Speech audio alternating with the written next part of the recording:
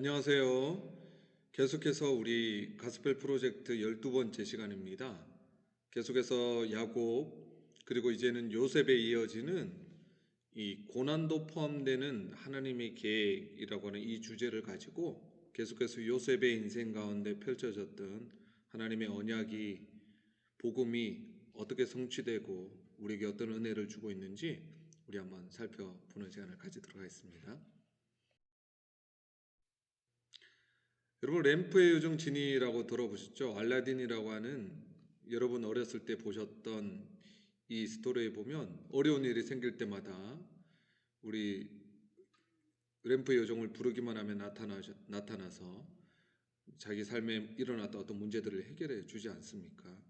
우리도 기도에 대해서 접근할 때, 또 하나님에 대해서 접근할 때 하나님을 우리 인생에 뭔가 도움이 필요할 때 그것을 구하기만 하면 나타나서 내 문제를 해결해 주는 그런 하나님으로 우리가 오해하고 있지는 않는가.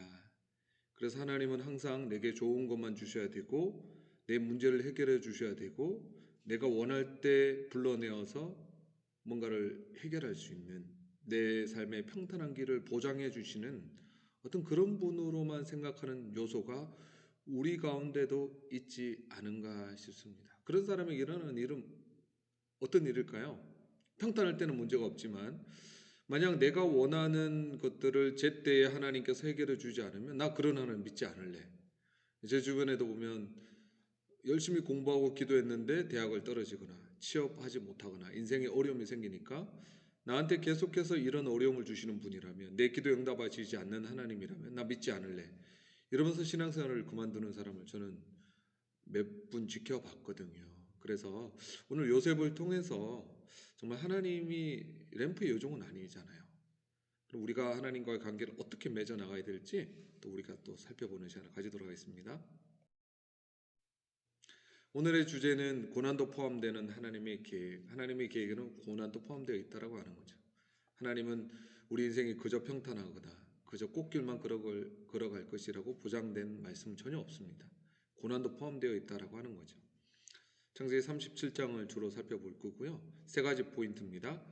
계획해 주시고 계획대로 성취하시는 하나님을 신뢰하십시오. 준비시키는 하나님을 신뢰하십시오. 보이지 않는 중에 임하시는 하나님을 신뢰하십시오. 이것이 오늘의 세 가지 포인트입니다. 첫 번째입니다. 계획하시는 하나님을 신뢰하십시오. 요셉의 꿈은 하나님의 계획을 담고 있죠. 우리가 요셉의 꿈을 어려서부터 너무 잘난 척했다, 뭐 고자질했다 이러면서 요셉의 꿈에 대해서 그렇게 집중적으로 이렇게 그게 얼마나 중요한 의미인지 다루지 않는데 사실 하나님께서 꾸게 한 꿈이죠. 또 그게 하나님의 계획이 담겨 있었고 또 성취되었죠.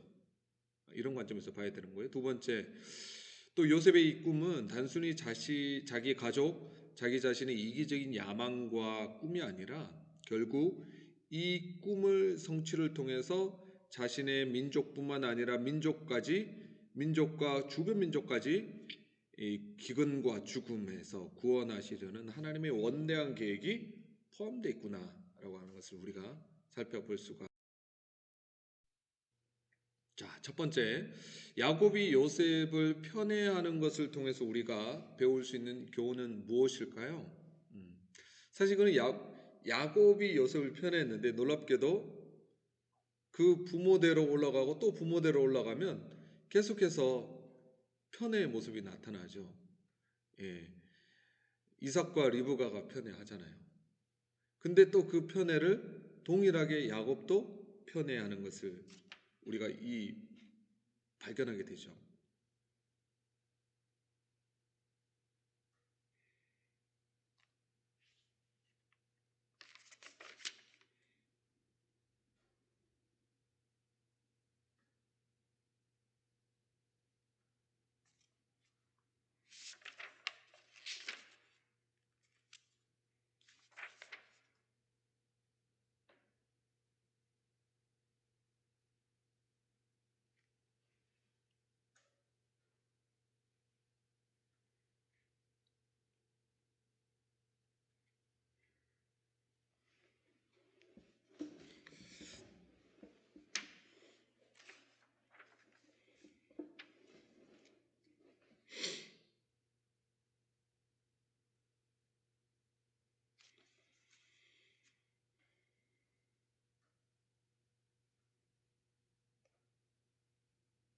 먼저 우리가 질문해 볼 수 있는 것은 야곱이 왜 요셉을 편애했을까라고 하는 것입니다.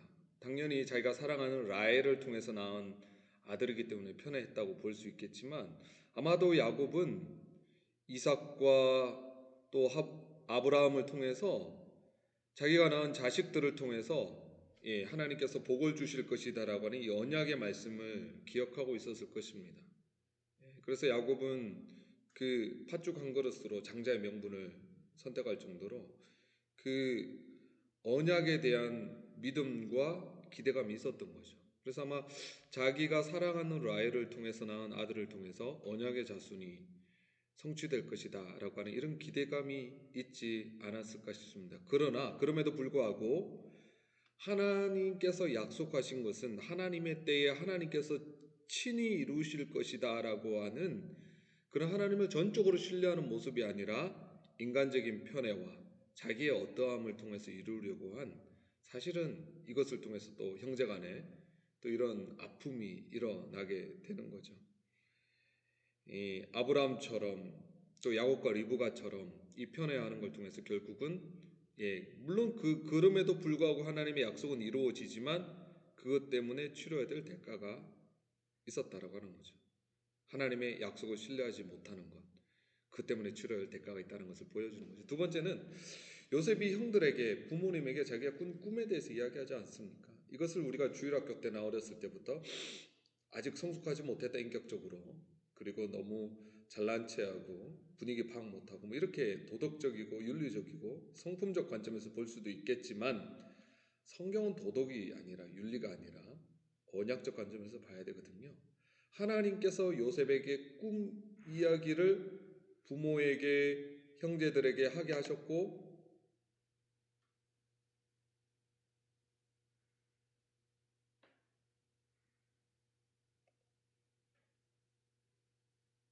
그리고 그 꿈이 형들이 들었기 때문에 나중에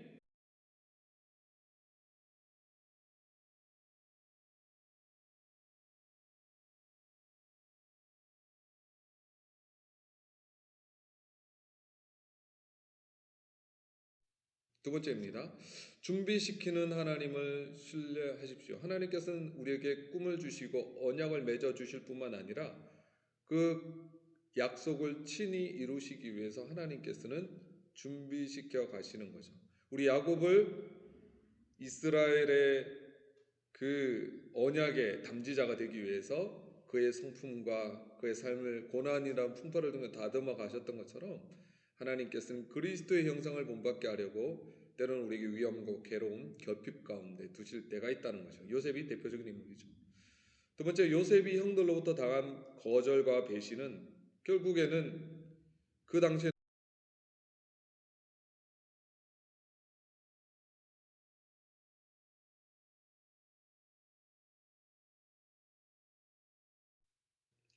자, 그러면 우리가 또 계속해서 던져보는 질문입니다.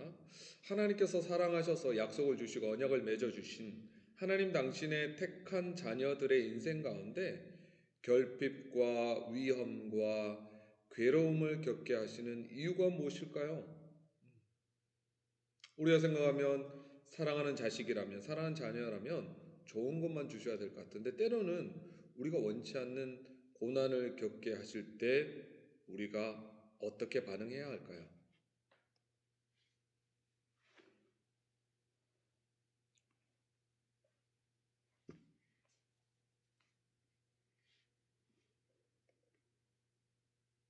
우리가 이 세상의 관점에서도 본다면 여러분, 운동선수가 올림픽 메달을 따기 위해서 아니면 국가대표 선발전에 발탁되기 위해서 얼마나 자기 자신을 절제하고 우리 신체적인 면에서 자기의 컨디션 관리를 하고 자기가 하고 싶고 원하는 것들도 희생하고 절제해 가면서 그 혹독하면서도 어려운 그 훈련 과정을 통과했을 때 그 최선을 기량을 발휘해서 뭔가 성취하게 되지 않습니까? 그게 일반적인 법칙이라고 하는 거죠. 우리 영적인 원리도 마찬가지라고 하는 거죠. 심은 대로 거두고 뿌린 대로 거두고 성숙하고 훈련받은 만큼 그만큼 성숙하게 되고 성장하게 되고 자라게 된다라고 하는 거죠. 하나님께서 택한 자녀라고 해서 그들을 있는 모습 그대로 사랑하시지만 그들을 바꾸시는 거죠. 때로는 인생 채찍을 통해서 고난과 어려움을 통해서 성장하고 성숙시키게 하는 것이 목적이다라고 하는 거죠. 그래서 우리에게 직면한 고난들, 결국 이 어려운 모든 과정을 통과해서 욥이 고백했던 것처럼 정금같이 나오기 위해서, 순전한 금을 만들기 위해서 불순물을 제거해야 되잖아요.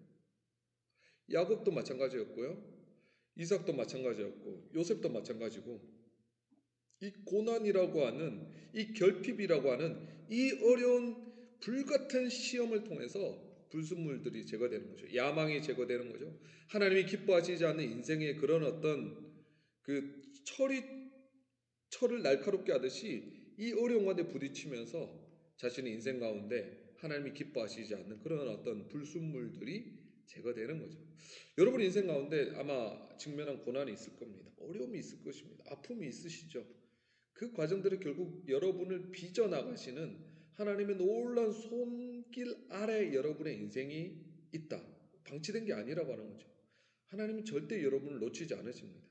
그 고난과 그 어려운 불같은 그 시련을 통해서 여러분을 이렇게 저렇게 다듬고 빚어나가시는 하나님의 손길, 그 섭리의 손길을 보면 그게 믿음이거든요. 그래서 환경과 상황을 불평하는 것이 아니라, 내게 이런 부분이 있어서 이 부분을 깎으시기 위해서 이 사람을 붙여주시. 세 번째, 보이지 않는 중에 임하시는 하나님을 신뢰하십시오. 믿음은 바라는 것들의 실상이요 보지 못하는 것들의 증거니. 때로는 이해가 안 됩니다.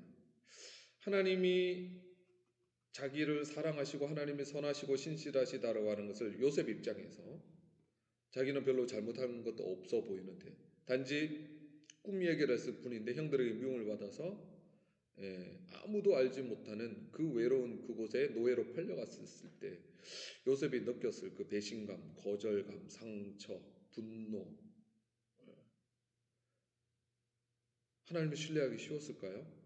쉽지 않았을 것입니다. 또 더군다나 거기서 인정받았는데 또 보디발의 아내로 인하여 누명 때문에 감옥에 갔을 때 쉽지 않았을 것입니다. 그럼에도 불구하고 하나님은 요셉과 함께 하셨고 형통케 하셨다고 그러거든요. 그래서 하나님의 함께 하심과 형통, 그리고 요셉 가운데 내면에 있었을 거절감과 분노와 상처, 외로움, 이것들이 잘 매칭이 되지 않습니다. 그러나 그 보이지 않는 중에 하나님의 손길이 내 인생을 떠받치고 있구나, 내가 하나님의 장중에 있구나, 이 믿음이 요셉이 가지고 있지 않았다면 그 어려운 시간들을 요셉이 버틸 수가 없었을 것입니다. 그래서 우리가 던져보는 질문은 이것입니다. 요셉이 노예로 삶을 살아가면서 팔려갔고 형들로부터 이렇게 미움을 당하고 거절당하고 배신당하고 그리고 팔려가는 이 외로운 삶을 살아가면서 보디발에게 어느 정도 인정받아서 뭔가 이제 괜찮아지나 싶었는데, 또 보디발로 말미암아 보디발의 아내 앞에서도 유혹을 무너지지 않고 하나님 앞에서 끝까지 지킬 수 있었던 이유가 성경 하나밖에 이야기 안 같습니다. 하나밖에 이야기하지 않습니다. 뭘까요? 여호와께서 함께 하심으로, 하나님과 동행한 거죠. 하나님께 친밀하게 지금 창세기에는 그렇게 요셉의 기도 생활에 대해서는 나오지 않습니다. 아마 근데 그 외로운 그 시간들 통해서 친밀하게 하나님과 함께함과 형통함 경험했던 그 유일한 비결이, 저는 하나님 앞에 기도하고 하나님과 친밀한 관계 속에서 어려서부터 들었던 아브라함 할아버지, 이삭, 그 야곱, 그 자신의 신앙의 선진들로부터 들었던 그 하나님 말씀을 기억하면서 그 인격적이고 자비로우신 그 하나님 아버지 앞에 나아가서 기도하며 눈에 보이지 않는 하나님과 그 관계 속에서 살아가지 않았다면 저렇게 보디발의 아내의 유혹 앞에서도 무너지지 않고 그 정직하고 형통하게 인정받을 수 있는 그 힘이 나올 수 없었다고 생각합니다. 두 번째, 하나님이 함께 하신다는 것과 우리 삶에 어려움이 일어나는 것을 어떻게 보아야 할까요? 이것이 역설이 아니고 함께 갈 수 있다라고 하는 거죠. 하나님이 함께 하시면 우리 삶이 다 형통해야 돼. 이것이 성경이 말하는 형통함이 아니라고 하는 거죠. 하나님이 함께 하심에도 불구하고 우리 삶에 어려움이 일어날 수 있다는 거죠. 왜? 하나님의 목적은 나를 성공시켜 드리는 알라딘 램프의 지니처럼 그런 어떤 우리 인생의 문제를 해결해 주시는 분이 아니라 우리 자신을 원하시거든요. 우리 자신이 그리스도의 형상으로 변화되기까지 우리 삶에 개입하셔서 불순물들을 제거하셔서 결국 우리의 성품과 삶을 통해서 주님을 닮은 열매가 드러나도록 함께 하시는 거거든요. 그래서 사실 어떤 의미에서 보면 주님 닮고 싶어요. 이게 보통 기도 제목이 아닌 거죠. 그 주님 닮기 위해서는 깎여져야 되는데 우리와 같이 강팍하고 이 거만한 인간이 이 고난이라고 하는 영광들을 통과하지만 잘 변하지 않거든요. 그러나 하나님께서는 인격적이고 친밀하게 때로는 위로하시고 때로는 사랑으로 은혜로 다가오셔서 이 고난과 같은 풀무불 가운데서도 우리를 바꾸시고 변화해 가는 거죠.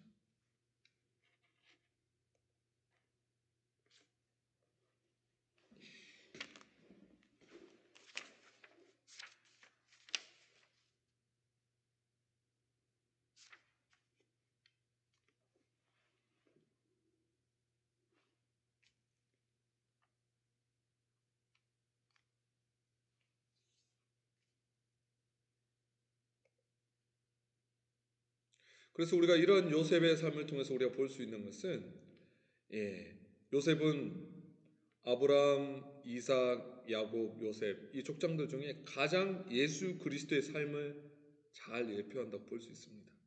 요셉이 어렸을 때 약간의 그런 인격적인 어떤 그런 거 외에는 크게 실수하는 부분이 드러나지 않고 그렇지만 억울하고 무고하게 팔려가고 고난당하고 여러 가지 어떤 시험과 고난을 당하지 않습니까? 그래서 예수님을 닮은 예수님의 그림자로 예수님을 보여주는 예표하는 인물이 바로 요셉이다라고 하는 거죠. 그래서 요셉을 통해서 결국 하나님의 놀랍고 원대한 이스라엘 민족을 인큐베이터, 애굽에서 인큐베이터처럼 삼아서 보호해서 성장시켜서 나중에는 이 가나안 땅으로 그리고 이스라엘이라고 하는 한 나라와 국가와 민족을 이루고 그 민족을 통해서 온 열방들을 주님 앞에 돌아오게 만드는 이 원대한 하나님의 구속 계획을 이루는 그 한 과정, 한 단계 한 단계를 요셉이 감당하게 되는 거죠. 그래서 여러분, 우리 인생이 나중에 어떻게 평가받을까요? 예. 내가 하나님의 그 구속 계획과 그 경륜 가운데 내가 얼마나 쓰임 받았는가? 이것이 가장 중요한 가치가 아니겠습니까? 내가 지금 고생할 수 있고 억울할 수 있고 힘들 수도 있지만 만약 하나님께서 나의 그 소망이 없는 나같이 작은 인생을 통해서도 하나님의 원대한 구속 계획을 이루어 가신다면 그건 너무 감사한 거죠. 우리 인생의 가치는 그 하나님께 얼마나 쓰임 받는 인생이 되느냐 그 가치로 그래서 이번 과를 통해서 배운 하나님의 말씀은 이것입니다. 전지하신 하나님. 인간의 지식은 유한하지만 하나님은 모든 것을 알고 계시며 그분의 결정은 언제나 지혜롭고 선하십니다. 그리고 이것을 믿음으로 고백하시는 은혜가 있기를 바랍니다. 하나님은 알고 계십니다. 하나님의 결정은 언제나 지혜롭고 선하십니다.